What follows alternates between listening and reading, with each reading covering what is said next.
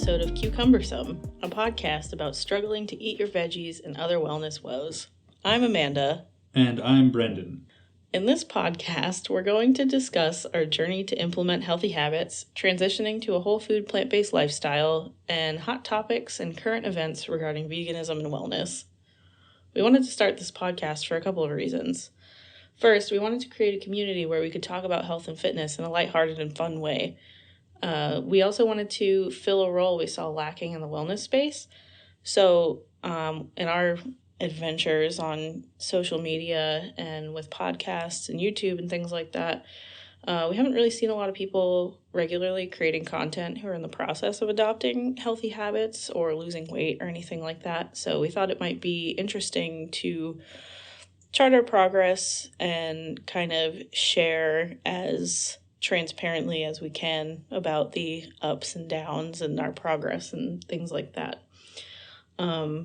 Basically, we want to chat about stuff like we're among friends. And we're not like health experts trying to substantiate any claims. We're not a company trying to sell you pills or a cleanse tea or whatever. We just thought it would be fun to share what we're doing, what we're eating, and have some fun with it. Yeah, and we understand that it is an audio medium. If it was a video medium, then you would quickly have visual proof that we are neither health experts nor marketing professionals. Yeah, definitely. So, since this is technically our episode 0, we figured we would take a good chunk of this time to go over where we are now and how we got up to this point before we launch into exactly what it is that we're doing going forward. My name is Brendan. I'm 29 years old. I'm 5'11" and 222 pounds roughly at the moment. When I was a kid, I did wrestling and football during grade school. Wrestling in elementary school was when I first kind of realized that I was the fat kid. It was mainly the dreadful embarrassment of wearing those awesome unitards. Really kind of brought me into reality. And football, I actually left pretty early in the season because keeping weight was just near impossible. I didn't have a good diet as a kid, and I didn't know that at a young age that I could kind of have any agency over that. As I got a little bit older in like middle school and early high school, I was into skateboarding and BMX biking. I hurt myself too often with those. So I stopped when injuries started to hurt longer. Towards the end of high school, I had gotten into weightlifting, but I got like really into weightlifting, and I was going to the gym like 6 days a week, at least 2 hours a day, with a good friend of mine. And, we were teenagers and we were taking like pre-workout supplements, creatine, No Explode, just a bunch of stuff that a kid shouldn't be putting in their body. And that bit me in the form of, some liver and kidney issues that left me pretty sick for a while. When I was a kid, I enjoyed my fruits and vegetables. I wasn't like super picky or anything like that. But I did, when I had my choice, I'd always go for the heavy and rich foods for comfort. I liked really dense, heavy foods, lots of, cheesy stuff. My mom did a lot of big family cooking. It was Italian cooking, so really, really big, heavy meals to feed, a small army. And when I was in elementary school, she was in a car accident that limited her mobility, so my dad kind of took over. He was not really a cook. He was a very busy masonry worker. So he did a lot of just straight up steak and then box meals. Lots and lots of banquet chicken dinners. Mm-hmm. Yeah, you know the ones. Now I do. So I didn't really put much consideration into what I was eating. I was just eating what was put in front of me, and that's the stuff that I learned to like, so I kept eating that for a long time. We'll get into that a little bit more in a little bit. And now I've been vegetarian for quite some time, and the point that I'm at right now, 222 pounds, I'm clinically obese. I don't like to call myself obese, but just by definition, that's where I'm at. And I'm not really focused too much on weight, but ideally I'd like to be under 200 pounds again. It's been a long time since I was there, and Same. Same. I liked the way I felt when I was under 200 pounds. Mainly because I feel like at that point I was able to handle more moderate hikes, more physical. I mean, we weren't really hiking at that time, but I feel like if I was carrying 22 plus fewer pounds trying to climb those mountains, I'd feel a lot better. Because I definitely feel all of the excess weight when we're climbing a mountain. Not that we we're not mountain climbers. We hike. We live in an area that's got a lot of beautiful mountains, and we have casually walked up a couple. The smallest.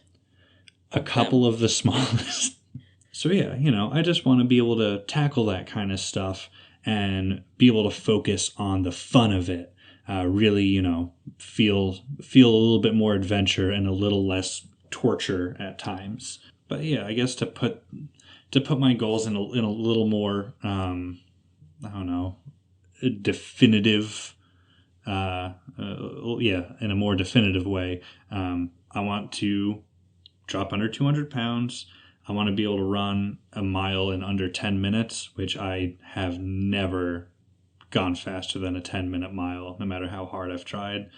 And I know it's not like a big goal, but it's big for where I'm at right now. I'd like to be able to do 10 pull-ups without tearing a pectoral muscle or something. Yeah. And yeah, I think that about rounds it up for me. So why don't you tell everybody a little bit about yourself? Yeah, okay. So I am also 29. We're actually, 36 days apart, you and me? I don't know that I've actually measured the exact number of days. I thought the other day you told me that it was something like 36 days, but whatever. Possibly. So I'm 29. I'm 5'2", and right now I weigh 221. So obviously, if you're looking at the BMI, I am considered morbidly obese. Actually, I'm right on the line of I think I'm at 40, which I think is the difference between obese and morbidly obese. I might be wrong. I know it's different for females than males, so I can't really remember. That's what it is. So just my background in health and fitness, I actually grew up very active. I wasn't an amazing athlete, but I was active. I did soccer, football, football, softball, that's what I meant, basketball, and then until I was 14, I did cheerleading, most of which was competitive cheerleading, where we were practicing 5 days a week, and then we would have competitions on the weekends. So very regimented activity for me for most of my childhood. I quit right before high school, and I kind of was more focused on artistic things at that point. So I was really into writing and photography and stuff, and obviously most of that you do sitting. So I became way more sedentary in high school. And then between the ages of 18 and 23, I gained 80 pounds. So I was about 140 and then hit 220. And from like 23 until now, I've kind of just fluctuated between 205 and 225. Like we'll start to eat better and get more active. I'll lose a little weight, and then like we'll get less enthusiastic, I guess is the word. We'll get less enthusiastic about fitness and stuff, and then I'll gain it back. So that's kind of where I've been at for the past 6 years, which now that I've done the math, I was like, wow. Yeah. And then as far as my relationship to food, growing up, I had like absolutely no concept of like what was and was not healthy food. I just, like you, Brendan, I kind of just ate like whatever was in front of me.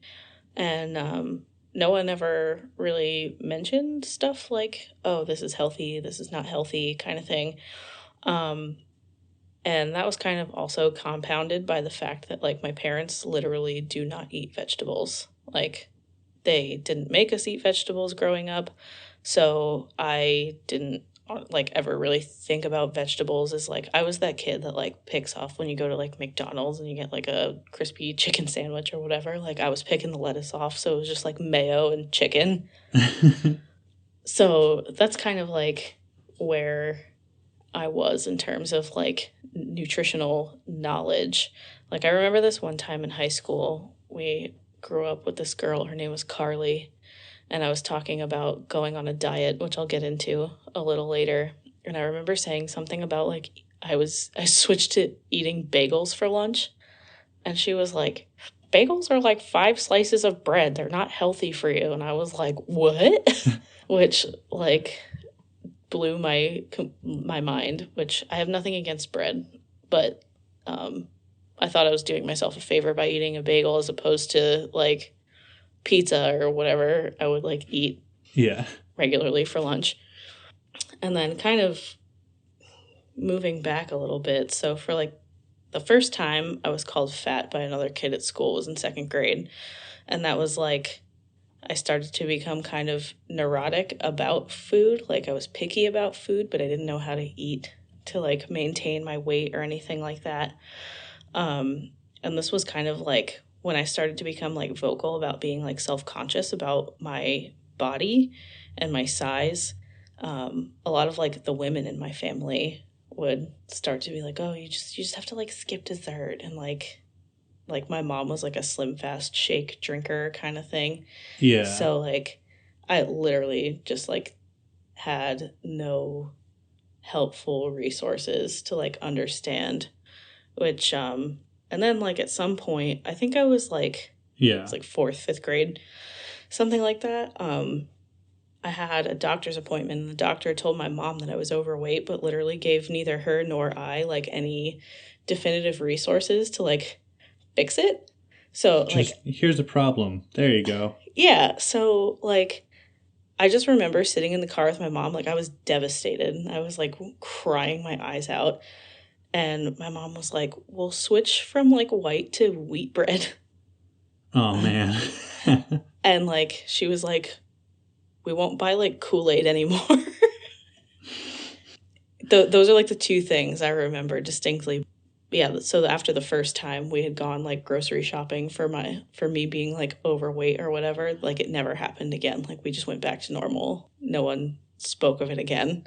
Yeah. Kind of thing. Which is still, I can appreciate the irony, since we both kind of grew up as like boxed meal kids for a time, in the era of boxed meal kids, and it's, the Kool-Aid and the type of bread, that's all we got to do, the like hamburger helpers and Salisbury steaks or crap like that, that can stay. Yeah, I don't remember if we changed any of that. Like, I don't think we did. Moving on. So, we're kind of dipping a toe into the sad pond here. So if anyone has any issues being triggered by eating disorder content, you might want to skip ahead a couple minutes. So all of this kind of came to a head in high school when I started having like pretty disordered eating habits. I had a boyfriend starting in freshman year of high school who was like super critical of my body and of my eating habits.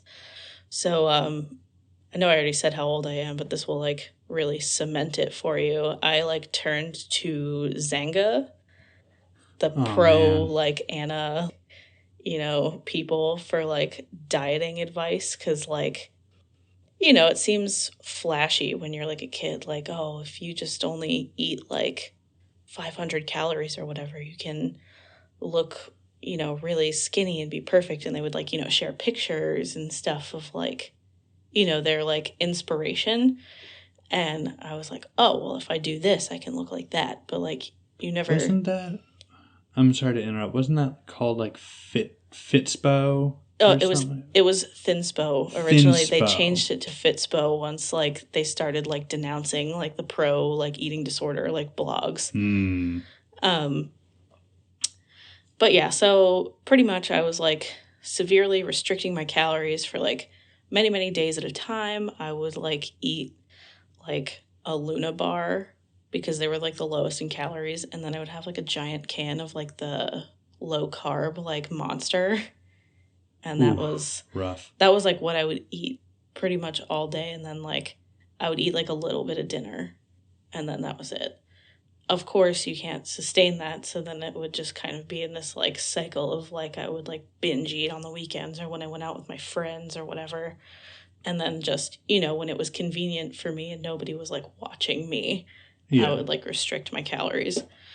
And this kind of persisted actually until probably right before we got together.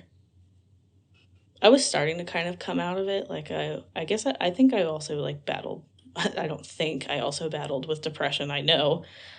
And I think it was kind of wrapped up in that. And I was getting to the end of the tunnel. Like, we were graduating high school. I was going to college. Like, and then when we got together, I actually felt like I had a sense of self-worth. And, like, my worth wasn't tied to my appearance because I knew that like you liked me for me. Yeah. So, and we liked to eat together. That was like what we did.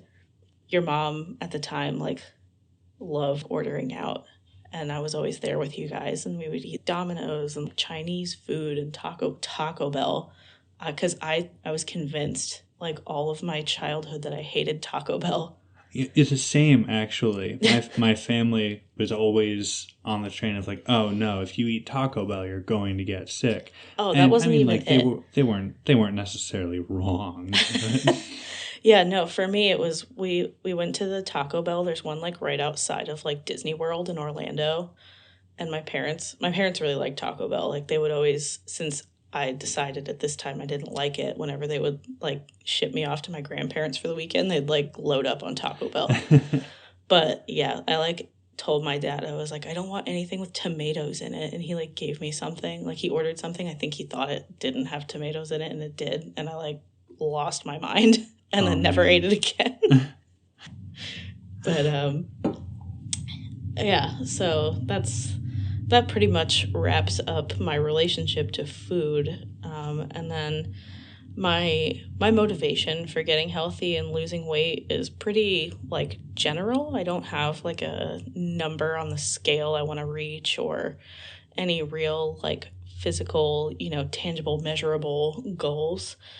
It would be nice to get into like a healthy weight range. Like I realize that BMI is not like an indicator of like your health necessarily. Yeah. I realize that it's not like accurate, but I definitely would like to get into the healthy range, which, I've been there before. I could do it again. Yeah. And I want to feel like my body's capable of doing the stuff that we want to do. Like you were mentioning, like the outdoorsy stuff, which obviously I want to do. Also, like running, like a lot of people we know, like run 5Ks, like for funsies together. Yeah. I remember we signed up for one with our friends like a lot of years ago, and it ended up getting canceled for some reason. And I was so... tropical storm or something like that? It was Hurricane Sandy. Hurricane Sandy. Yeah. And I was so thankful when they canceled it because I hadn't like prepared at all. Yeah, we had We didn't like a train. regiment like laid out to We did train, we had and the then Couch to 5K app. That was we what got we to were... the couch portion. Yeah. I think we did like 3 days of the Couch to 5K, and then every day it was like, oh, it's raining, oh, it's hot, like, oh, I don't want to do it, oh, I got home from work late, like, the standard, medley of excuses. And then like it got to be like the end of September, I think it was the beginning of October, and I was like, oh my God, we're gonna die. and then it got canceled. But anyway, the point being that, if that opportunity ever presented itself again, I would want to be like an enthusiastic yes, like 3.5 miles. It's not like, crazy, and you don't have to like sprint. It's supposed to be for fun. Exactly. And yeah, it'd be great to do that and only experience the fun. Or at least mostly experience the fun. Yeah, I mean, running 3.5 miles is not like fun to most people, but I don't know. I kind of want to be that kind of person. The concept of it is very fun to me. Yeah. The execution, though, is something else. And then, like, I guess I do have one specific fitness goal. I want to be able to hike Mount Katahdin not comfortably, confidently. I want to be able to have that level of fitness where, if you do like Knife's Edge. For people who don't know, Mount Katahdin is like the highest point on the East Coast, I think. Yeah, and is Katahdin the end of the Appalachian Trail? Yeah, it is. And really for me, it's just like it's really beautiful, and also the point leading up to like the summit is called Knife's Edge. And it's kind of like a thrilling, like, drop off on either side kind of situation. Yeah, you've showed me some videos of that before, and it looks thrilling. Yeah, thrilling puts it nicely. Yeah. But yeah, I want to be able to, the fitter you are, probably the better balance and coordination you develop over time, I would think. Yeah, I'd say I'm a bit more top heavy now than I would be. Extremely more top heavy than I would be. All of my weight is like in my gut, like almost exclusively. Yeah, a lot of mine is just general torso. Yeah, so pretty much sum it up, want to hike Mount Katahdin someday. Moving on, we should talk about plant-based living and veganism, since that's a major theme of the podcast. Hence why it's called Cucumbersome and not, I don't know, meat sweats. That would have been funny. I like that. Maybe also, Brendan came up with the name Cucumbersome, so he's the brains. Yeah, so if you hate the operation, blame me. Well, I loved it, so that would also say something about me, I guess, if they hated it.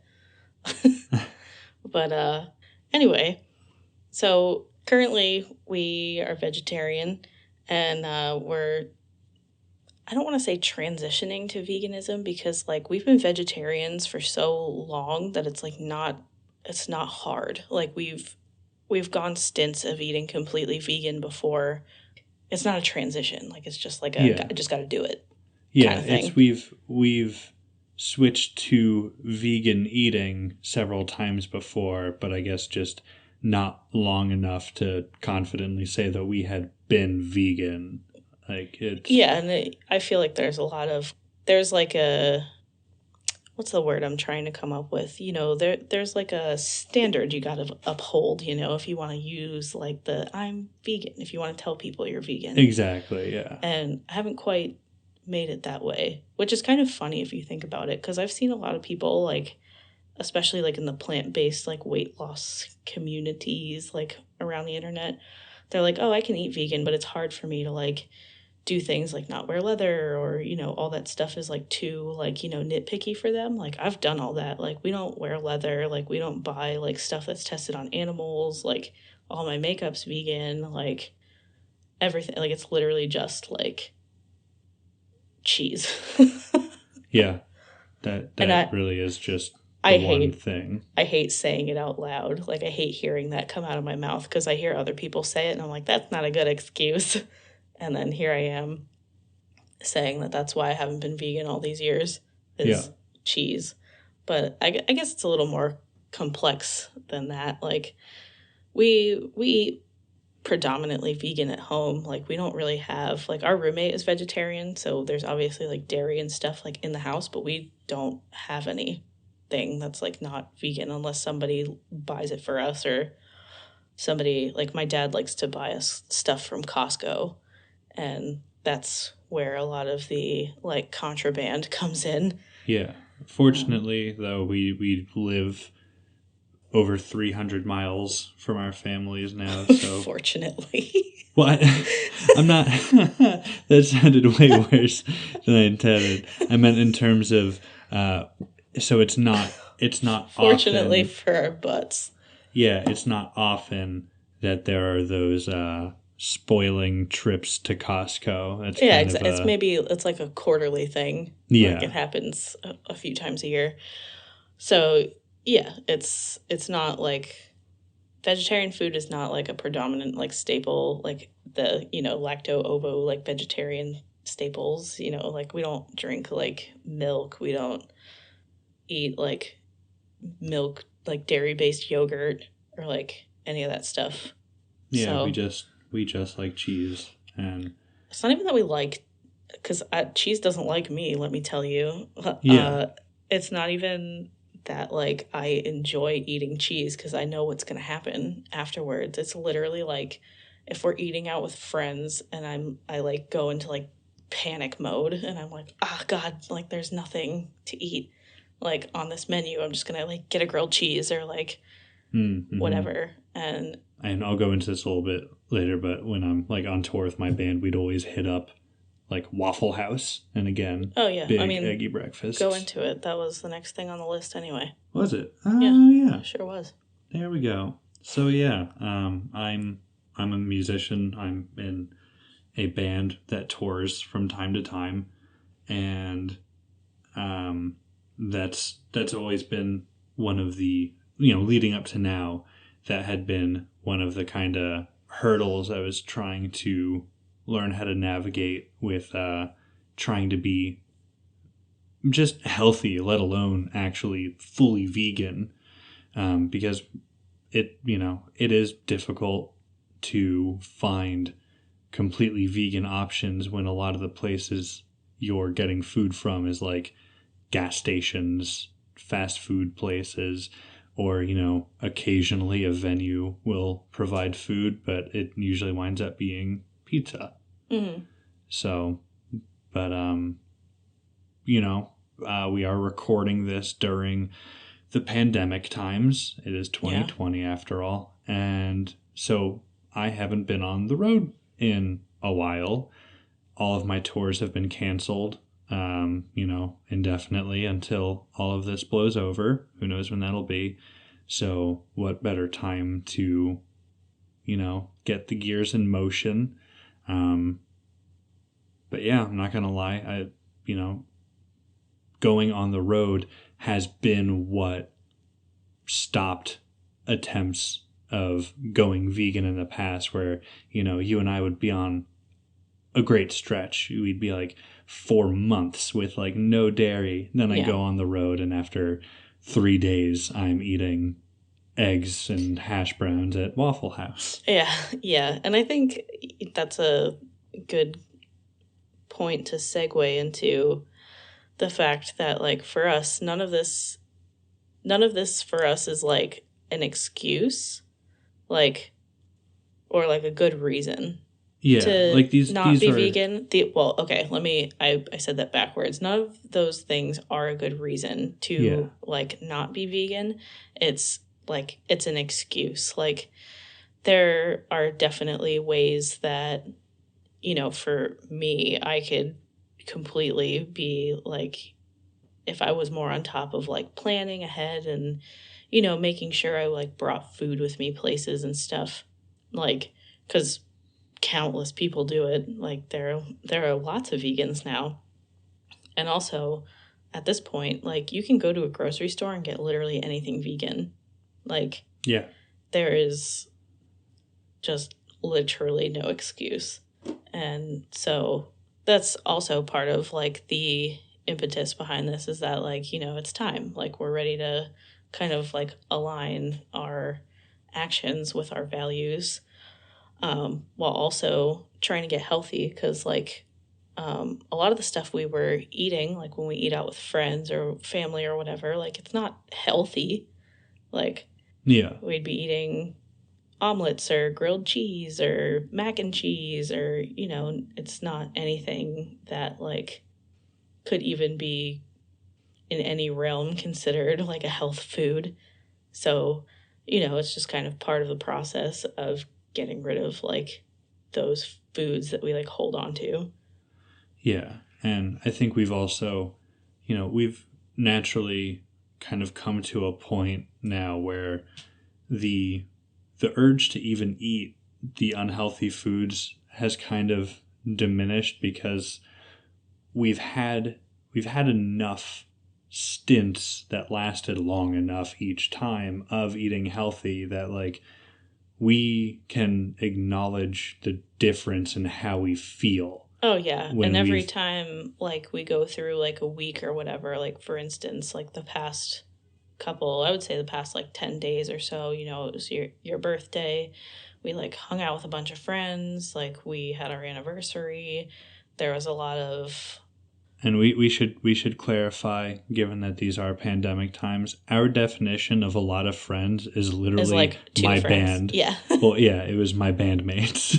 Yeah, we have a very small circle of people we're seeing right now. So, yeah, no, we're not just like, going out and doing whatever. But, yeah, so pretty much just to sum everything up, we're currently vegetarian, moving into veganism, more specifically, whole food, plant-based, for the fact that like, we want to clean up our diet, and, creating some healthy boundaries with family and friends, to ensure that like we don't move back that way.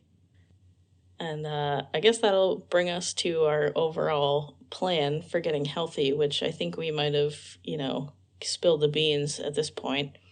But very simple in theory. We're going to do the whole food plant-based diet, like forks over knives, like starch solution kind of situation.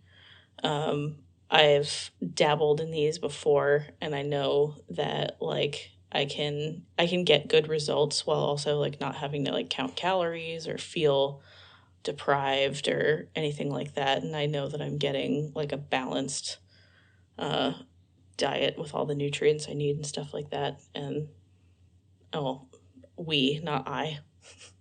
Because Brendan eats what I cook. Yeah, I'm not a cook. I don't think I've ever necessarily ruined a dish. But no, you've made some really good foods over, like especially in the last few years. Yeah, like that chickpea scramble you came up with all by yourself. I see. That's my jam, is just kind of improvising, throwing some things in a single skillet like together. Mash them all together. Yeah, I'm a goulash kind of guy. Yeah, but it's tasty. Yeah, just throw a bunch of stuff in a skillet and hope for the best. You're not like a bad chef. You just have like you know what you're good at. Yeah. And I'm just not good at a whole ton of things, whereas you are good at a great many things. I don't want to inflate your ego. I mean, I do want to inflate your ego. You deserve a bit of an ego with that. Up. But yeah, you're a great cook. Thank you. You've got a wide breadth of talents in that regard. And, it's nice to just be lazy and eat the delicious food that you're cooking. Well, I mean, I like cooking, so it's not like I'm resentfully presenting you with these meals or anything. So, yeah, step 1, clean up our diet, yes. Pretty much. And we're also going to be trying some fitness challenges, trying some on for size, partially, to benefit from them, and partially because we think that some of you may enjoy watching us get our asses kicked by the likes of, stuff like the Chloe Ting challenges, or Just Dance for the Nintendo Switch, which we used to actually play with some level of frequency. And yeah, but that was for fun. That wasn't for, like, fitness. Exactly. So now, we have a little bit more encouragement to kick up the difficulty settings a bit. And that should be fun. Yeah, work for it. And doing this series will, kind of hold us accountable to a degree. And then we also, courtesy of my dearest mother, for our anniversary, she managed to get us a copy of the Ring Fit Adventure with, of course, the Ring Fit accessory, which is for actually the Nintendo Switch. Like an amazing feat, considering the fact that because we're in the Corona times, like, you can't find them anywhere. I don't know how she managed to get one. Yeah, because I checked like a week before my birthday. Yeah. A little under 2 weeks before our anniversary. And online, this is a product that's supposed to be like $80. And I was seeing it online everywhere for like secondhand people trying to basically gouge it for like $140 or more dollars. Yeah, and this one was still like sealed, so it was definitely new. Yeah. But yeah, so, fitness challenges, Just Dance, Ring Fit Adventure, and, we've got a lot of cool future plans for this podcast and different things that we want to do to keep this interesting and varied. Yeah, definitely. So, jumping right into our plans for the podcast, some of the ideas we've been bouncing around so far are kind of like recipe roundups, which Brendan, I've lovingly been referring to as rotten potatoes, because I have garbage humor, and I think rotten potatoes is fun. I thought it was hilarious too, but I'm biased, so maybe we're just weird. Who knows? Yeah, so basically what I wanted to accomplish with that is kind of rating the whole food plant-based recipes we tried, because like I said, I've been kind of in and out of that like space before, so I've done some of the recipes, and some of them are hits and some of them are like, oh my god, horrendous. And I'm not going to name names, but there was one recipe that you had found. I can't name names. I can't even remember whose recipe it was. I already know which one you're talking about. Oh man, there was a mac and cheese recipe, and I don't know what they were thinking. Like, this wasn't somebody who had even tasted cheese before. This was chalk. This was Do you know what's really hilarious about this? What? This person is the CEO of a major vegan cheese company, ones of which you have eaten recently and loved. Well, so they know a little bit about cheese. Well, and clearly they know about pre-made cheese product, but that like from scratch recipe was garbage. They weren't giving you the full recipe. They didn't want. That's so funny. They were keeping their cards close to their chest. They weren't revealing the 11 secret herbs and spices. I'm going to chalk it up to me doing something wrong. Bullshit. You've never done a thing wrong in your life. Wow. That is a, like, serious claim. I don't know if you noticed, I was making direct and thorough eye contact throughout that, at least when it comes to cooking. Yes. I haven't seen you really fuck anything up even once. This is a lie, but we'll move on. Yeah, so just want to share our recipes with you. So anybody listening who's kind of going through like a transition to either a vegan diet or like a whole food plant-based diet can kind of get some tips and, see what's good and what's not before they try it themselves. And then obviously we also want to chart our progress for you guys. So obviously, we'll give you the numbers and things like that so there's some kind of like tangible, comparison. But we also thought, because neither of us really are that focused on like a number on the scale ourselves, just going over things that we've done, like what's working and what's not working, and just kind of share the experience with everyone, because I think that something that is lacking, like in the weight loss community at large, is kind of like the authentic setbacks, you know? Oh Like, yeah, a lot of people acting like it is way too smooth and pleasant of a journey. well, not Like only that, coming but from then the like, bottom. a lot of social media people will just like, if something is wrong, or if they're not as enthusiastic about like their lifestyle changes or whatever, like there's just like absolute like radio silence, but the goal is to share the good and the bad with you guys, and just kind of like go with the flow of what's going on, because I think that would be like the most transparent experience you could give someone who's listening to you or watching you. And then I am kind of a book nerd and a science nerd. I have a science degree, and Brendan is a big fan of hot takes. So we thought we would also kind of try to keep up on current events with health, specifically relating to veganism, and like health and fitness and stuff like that. And I would personally would be interested in kind of doing like book reviews. I have tons and tons and tons, like every plant-based diet book you could possibly like conjure in your mind, I've got it.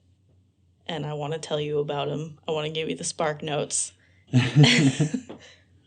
And so that's kind of the ideas we have for now. And if there's any just general topics you want us to cover, or any questions you might have about like our experiences or whatever, we are completely open to addressing those in future episodes, which leads us to where else you can find us. So I recently made us an Instagram.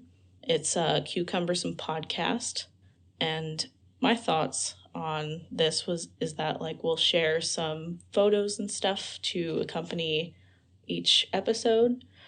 So for today's episode, I kind of want to do some like, I don't want to say before pictures, but you know what I mean, like just so you can see, so you can see we're not experts on health or fitness, and we are not trying to sell you on anything. We are just trying to do what we do and maybe make some friends along the way. We also recently made a YouTube channel, which is Cucumbersome, which I may have to change, because today I was trying to validate our channel for like sound, for music stuff. And there are like 3 other channels called Cucumbersome. Oh. Yeah, so... What are we talking about for subscribers here? Not a lot, but one of them had like a few hundred. Okay. So, something to think about. So we'll keep you posted on whether or not it keeps its name as it is. But yeah, so anything that, we can't do, that we can't convey via like audio or like on Instagram, like the fitness challenges, maybe like what we eat in a day, if people are interested in that, that's what you'll find on YouTube. On that note, I think we should wrap it up. Don't you think? I think so. Yeah. So thanks for listening to our first ever podcast, which is actually the 3rd take of our first ever podcast. But, we had some technical difficulties, and we are actively working on improving our recording setup to try to give you guys the best possible listener experience. So yeah, we're going to keep working on improving our setup, whether it be finding new, entertaining DIY solutions, or, maybe we'll get lucky and happen upon some legit sound dampening and trying to get some cool boom mic mounts for our microphones so that my microphone won't be housed in a tissue box. Yeah, mine's just in like a regular little box. Anywho, if there's anything you want to hear about in the future from us, feel free to contact us. We'd love to chat with y'all. Our email is cucumbersomepodcast@gmail.com. You can leave us a DM on our Instagram, which we've already plugged multiple times, Cucumbersome Podcast. And with that, we'll see you next time. On Cucumbersome. Cucumbersome. You know, thinking back to before, there was one other time we did have to throw something in the trash that you had made, just for transparency. Love you. Bye.